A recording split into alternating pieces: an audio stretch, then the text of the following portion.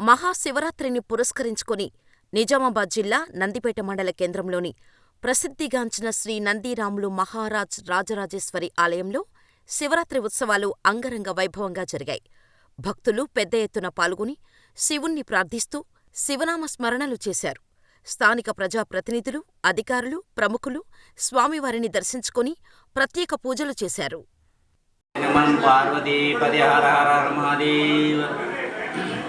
ఈశ్వరుడి యొక్క కృపా కటాక్షంతో భగవంతుడి యొక్క ఆశీర్వాదాలతో మన సనాతన నుంచి వచ్చిన యొక్క ధర్మం మహాశివరాత్రి యొక్క సందర్భంగా ప్రతి ఆలయాలలో శివాలయాలలో అందరం కూడా జాగారం చేస్తున్నాం.